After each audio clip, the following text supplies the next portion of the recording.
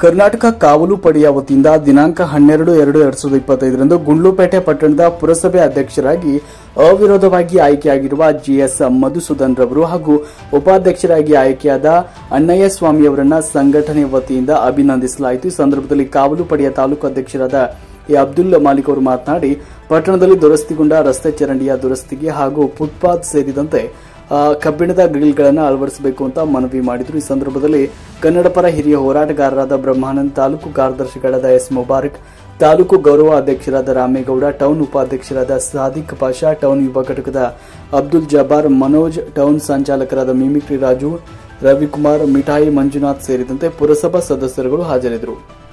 ಆತ್ಮೀಯ ಸಹೋದರ ಬಂಧುಗಳೇ, ಈ ದಿನ ನಮ್ಮ ಆತ್ಮೀಯ ಸ್ನೇಹಿತರು ಹಾಗೂ ಹಿರಿಯರು ಆತ್ಮೀಯ ಸ್ನೇಹಿತರು ಆದಂತಹ ಮಧುಸೂದನ್ ಅವರು ಪುರಸಭಾಧ್ಯಕ್ಷರಾಗಿ ಆಯ್ಕೆಯಾಗಿದ್ದು ನಮ್ಮೆಲ್ಲರೂ ಸಂತೋಷವಿದೆ.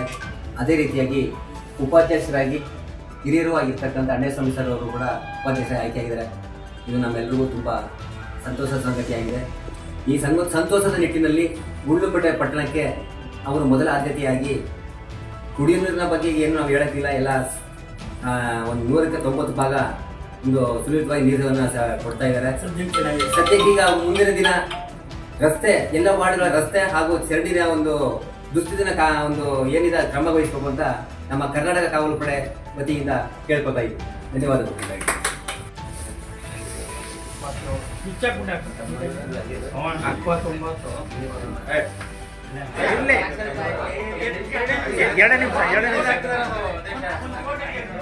ಈ ಕಡೆ ಕೂತ್ಕೊಳ್ಳಿ.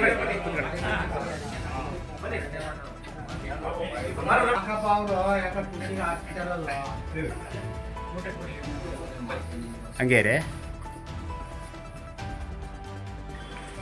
ಸರ್, ಇದೇನೋ ಇದು ಒಂದು ಕಾವಲು ಪಡೆಯ ವತಿಯಿಂದ ಯಾವುದೋ ಒಂದು ಮನವಿ ಸಲ್ಲಿಸ್ರಿ ನೂತನ ಅಧ್ಯಕ್ಷರಿಗೆ, ಏನು ಹೇಳ್ತೀವಿ ಸರ್? ಇವತ್ತು ನಮ್ಮ ಪಟ್ಟಣದ ಮೊದಲನೇ ಪ್ರಜೆ ನಮ್ಮ ಆತ್ಮೀಯರು ಮಧುಸೂದನ್ ರವರು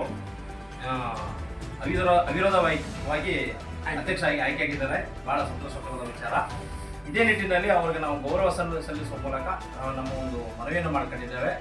ಏನು ನಮ್ಮ ನೆರೆ ರಾಜ್ಯ ಈ ಕಡೆ ಪಕ್ಕದಲ್ಲಿ ಕೇರಳ ಮತ್ತು ತಮಿಳು ರಾಜ್ಯದಲ್ಲಿ ಪಟ್ಟಣದಲ್ಲಿರ್ತಕ್ಕಂತಹ ಒಂದು ಸಾರ್ವಜನಿಕರಿಗೆ, ಪಾದಚಾರಿಗಳಿಗೆ ನಡೆದಾಡುವುದಕ್ಕೆ ಏನು ಒಂದು ಅನುಕೂಲ ಮಾಡಿಕೊಟ್ಟಿದ್ದಾರೆ, ಕಬ್ಬಿಣದ ಗ್ರಿಲ್ ಹಾಕುವ ಮೂಲಕ. ಅದೇ ರೀತಿಯಲ್ಲಿ ನಮ್ಮ ಗುಂಡ್ಲುಪೇಟೆ ಪಟ್ಟಣದಲ್ಲೂ ಕೂಡ ಆ ಗ್ರಿಲ್ ಹಾಕೋಕೆ ನಾವು ಮನವಿ ಮಾಡ್ಕೊಂಡಿದ್ವಿ.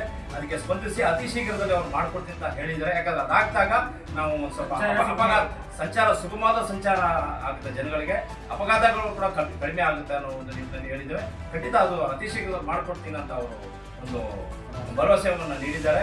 ಖಂಡಿತ ಅವ್ರು ಮಾಡ್ಕೊಡ್ತಾರೆ ಅಂತ ನಿರೀಕ್ಷೆಯಲ್ಲಿ, ನಾವು ನಂಬಿಕೆಯಲ್ಲಿ ಇವತ್ತು ಅವರಿಗೆ ಒಂದು ಮನವಿಯನ್ನು ಮಾಡ್ಕೊಂಡಿದ್ದೇವೆ. ಅವ್ರಿಗೆ ಇನ್ನೂ ಆ ಭಗವಂತ ಆಯುಷ್ ಆರೋಗ್ಯ ಉತ್ತಮವಾದ ಒಂದು ಇನ್ನೂ ಅಧಿಕಾರ ಒಂದು ಸಿಗಲಿ ಅಂತ ಆ ಭಗವಂತನನ್ನು ಪ್ರಾರ್ಥಿಸುತ್ತಾ ಅವರಿಗೆ ಮತ್ತೊಮ್ಮೆ ಅಭಿನಂದನೆ ಸಲ್ಲಿಸ್ತೇನೆ.